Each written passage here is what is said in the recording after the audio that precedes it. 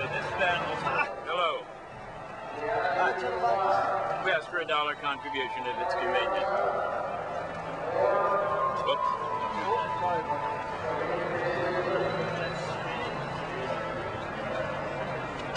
Okay. Food Not Bombs is the group that I work with, and it does all around the country. It does big free meals like this for homeless people. This one is not so much a meal for homeless people. This one is to raise money. But every Friday and every Sunday, and out in San Francisco and down in Washington, we do meals that serve hundreds of homeless people for free. So that's what that button means. So, what can I tell you? Well, how did it start? How did, well, this? No, not this. Okay. You did an action on Governor Well's porch. Right.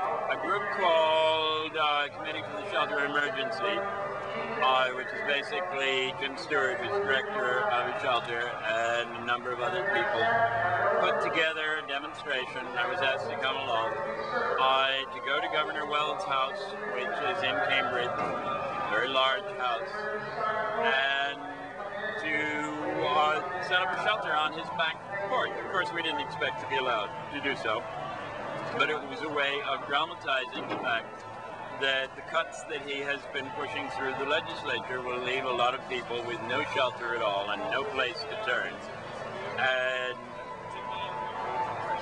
it isn't right, and people don't want that, and that is not what people are paying taxes for. People have been willing, in all the polls taken on the subject, to have their taxes used to provide, at the very least, minimum shelter so people don't freeze out on the grates. Yeah. So we went up onto his porch.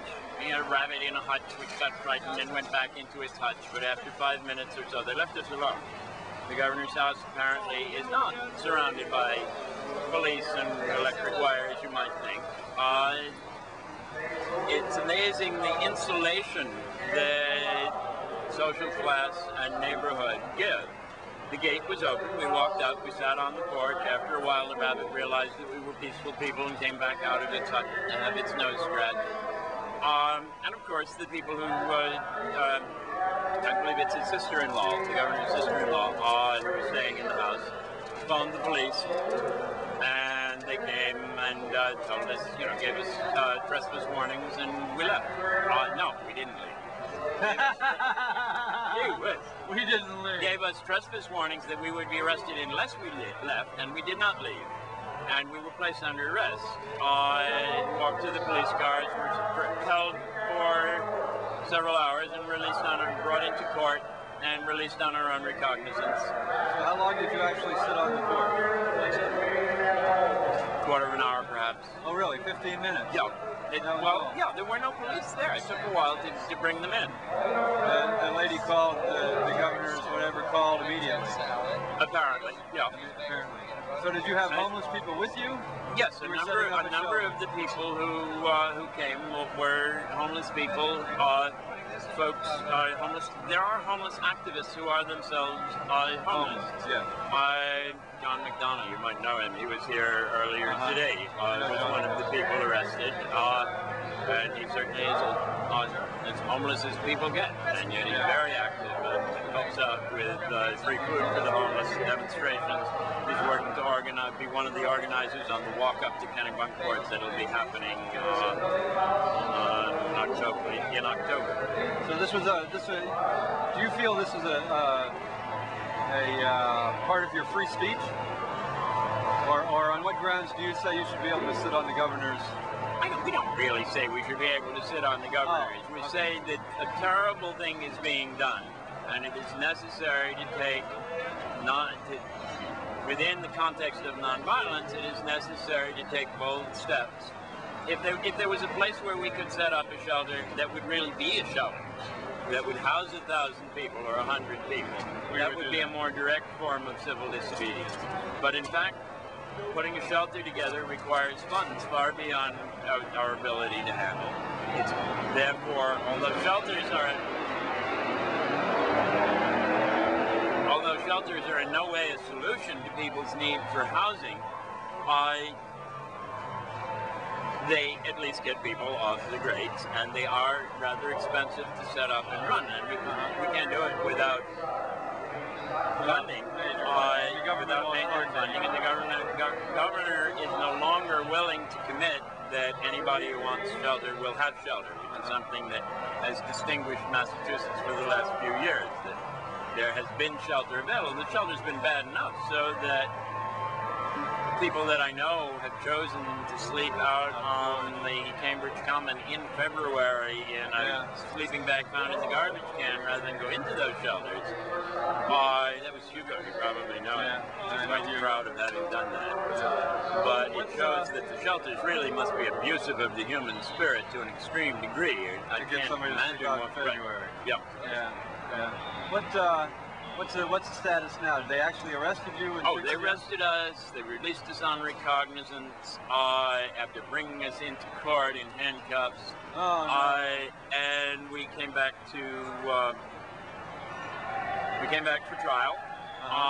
They were unwilling to plea bargain down to anything reasonable, so we came back for trial and were found not guilty. But by the judge?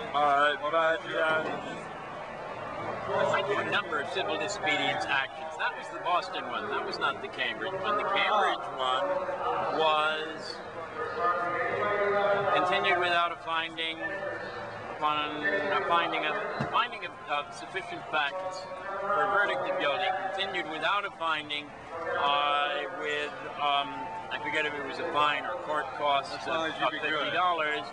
And I said, can I do community service instead of the $50? Because it really, I don't have